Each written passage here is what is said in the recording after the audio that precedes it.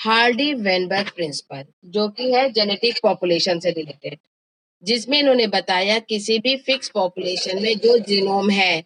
वो अगर चेंज ना हो, यानी कि उसमें कोई किसी भी तरह का जीन का एडिशन या सप्रेशन ना हो या सप्रेस ना हो या जाए ना,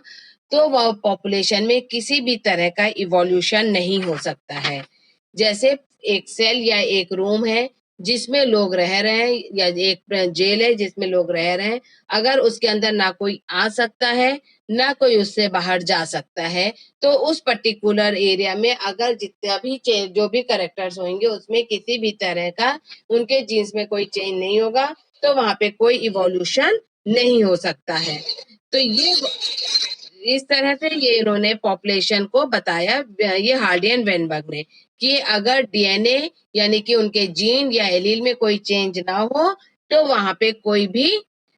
इवोल्यूशन नहीं हो सकता है। लेकिन इन्होंने ये भी बोला कि हमारे इस लॉ को गलत साबित करने के लिए 5 फैक्टर्स होते हैं, यानी 5 फैक्टर्स हैं which affect the law of population genetics. ये 5 फैक्टर उन्होंने बताए कि जीन फ्लो या gene migration, genetic drift, gene recombination, mutation and natural selection. इन पांचों फैक्टर के हिसाब से उन्होंने बताया कि अगर इनमें से पहला देखते हैं जीन फ्लो। जीन फ्लो में बताया जैसे एक कोई पॉपुलेशन है, ठीक है, मान लो रेड बीटल्स की कोई पॉपुलेशन है वो, और दूसरी जगह जो है पॉपुलेशन येलो बीटल की है। अगर इधर से ये रेड बीटल जो है वो माइग्रेट करके वो उधर चला जाएगा सेकंड पॉपुलेशन में जहाँ पे येलो बीटल है, तो कुछ समय के बाद वहां पे एक ये जीन जो है उनके जीनोम में एंटर कर जाएगा। यानी कि भाई नेचुरल सी बात है, जब ये रेड बीटल वहां गया तो वहां पे इनमें रिप्रोडक्शन होगा और नई ऑफ स्प्रिंग बनेंगी और इनका जीनोम का जो पैटर्न है वो चेंज हो जाएगा। तो जहां पे जीनोम का चेंज आया वहां पे नई स्पीशीज का फॉर्मेशन होने लगेगा, यानी कि वहां पे इवोल्यूशन होगा, चेंज होगा। ठीक है, इसको उन्होंने जेनेटिक फ्लो बताया, क्योंकि जेनेटिक फ्लो मेन कारण है इनके इवोल्यूशन का। दूसरा बताया था जेनेटिक ड्रिफ्ट।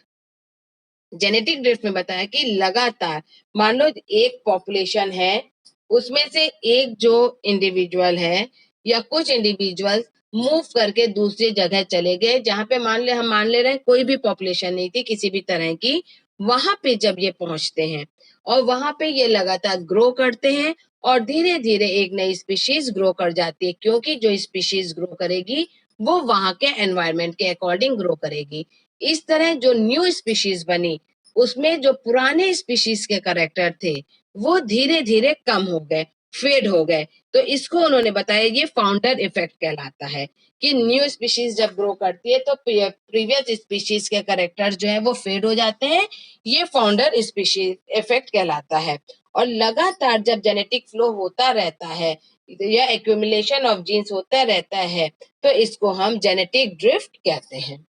तो इस तरह जेनेटिक ड्रिफ्ट जो है वो भी एक न्यू स्पीशीज के फॉर्मेशन में या आप कह सकते हैं इवोल्यूशन में एक मेन रोल प्ले करती है।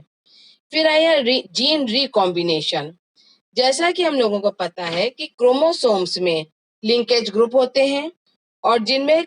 क्रॉसिंग ओवर नहीं होती, इन लिंकेज ग्रुप में कभी भी क्रॉसिंग ओवर नहीं होती है और एक लिंकेज ग्रुप कभी भी सेपरेट नहीं होते हैं, यानी कि आप कह सकते हो कि लिंकेज ग्रुप जो है एज सच जो है वो एक जनरेशन से दूसरे जनरेशन और दूसरे से नेक्स्ट जनरेशन में इनहेरिट होते रहते हैं। लेकिन अगर कभी रिप्लिकेशन की वजह से ये लिंकेज ग्रुप सेपरेट हो जाते हैं तो वहां पे जो है नई स्पीशीज ग्रो करने लगेगी, क्योंकि वो कैरेक्टर डिफरेंट हो जाएंगे, लिंकेज ग्रुप अलग हो गए। तो वहां पे यहाँ पे भी ऐसे कंडीशन में जहाँ पे जीन रिकॉम्बिनेशन हो रहा है वहां पे भी फिर हार्डी वेनबर्ग लॉ जो है वो वर्क नहीं करता है, क्योंकि वहां पे करेक्टर्स उनका जीन का स्ट्रक्चर चेंज हो गया और वहां से नए करेक्टर्स का फॉर्मेशन शुरू हो जाता है। इसी तरह म्यूटेशन है, यानी कि म्यूटेशन भी क्या है कि अचानक से कोई भी जीन में चेंजेस हो जाते हैं या कोई भी ऐसे करेक्टर जो इनहेरिट होते हैं तो उससे म्यूटेशन कहते हैं। और इस म्यूटेशन से ये क्योंकि जेनेटिक होते हैं तो ये एक जनरेशन से नेक्स्ट जनरेशन में जाते हैं और उस तरह वहां पे एक नई स्पीशीज ग्रो कर जाती है या एक नई उसमें इवोल्यूशन हो जाता है। तो इस तरह म्यूटेशन जो है वो भी हार्डी एंड वेनबर्ग के लॉ को पूरी तरह से नकार देता है, यानी कि उसको सक्सेस नहीं होने देता है। नेक्स्ट आया नेचुरल सिलेक्शन। जैसा कि आपको पता है नेचुरल सिलेक्शन क्या है कि कहीं भी एक पॉपुलेशन, दो तरह के एनिमल्स रह रहे हैं, एक ही स्पीशीज के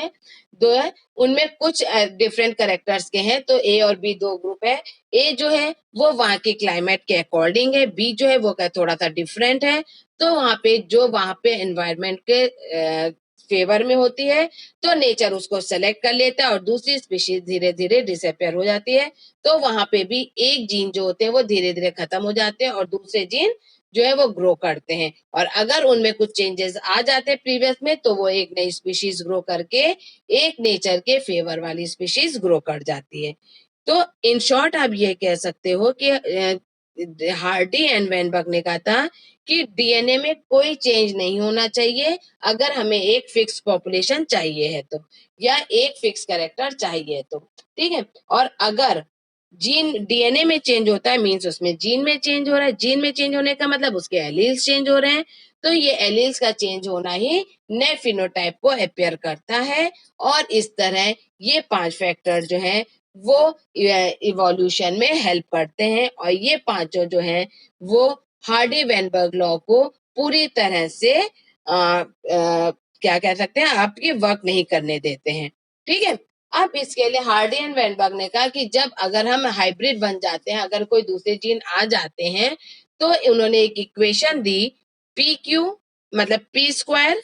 plus 2pq plus Q square is equal to 1। P square क्या होता है कि होमोजाइगस डोमिनेंट, जैसे कि आप simple tall and dwarf stem Mendel law में पढ़ा है कि कैपिटल टी जो है वो टॉलनेस को शो करता है, डोमिनेंट एलील्स हैं, तो वो होमोजाइगस डोमिनेंट जो होता है वो होता है पी स्क्वायर। इसी तरह होमोजाइगस रिसेसिव, यानी कि अगर आप स्मॉल टी ले रहे हो तो वो होमोजाइगस रिसेसिव है, जो कि क्यू स्क्वायर कहलाता है। और 2pq जो होता है वो होता है हेट्रोजाइगस इज इक्वल टू 1। तो उन्होंने ये रेशियो निकाला कि अगर homozygous heterozygous dominant, homozygous recessive heterozygous recessive और हेट्रोजाइगस के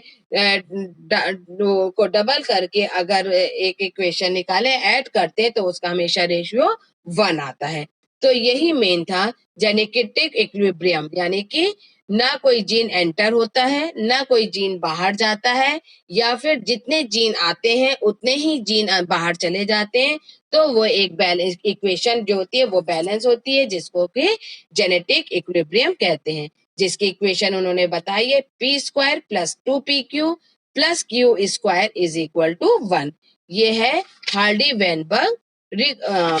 प्रिंसिपल। इसमें हार्डी और वेनबर्ग कौन थे? जैसे हार्डी जो थे वो एक इंग्लिश मैथमेटिशियन थे, जबकि वेनबर्ग जो थे वो जर्मन फिजिशियन थे। इन दोनों ने 1908 में इंडिपेंडेंटली अपनी थ्योरी निकाली थी, और जो बाद में हार्डी वेनबर्ग की मर्ज थ्योरी के नाम से या हार्डी एंड वेनबर्ग प्रिंसिपल या लॉ के नाम से फेमस हुई।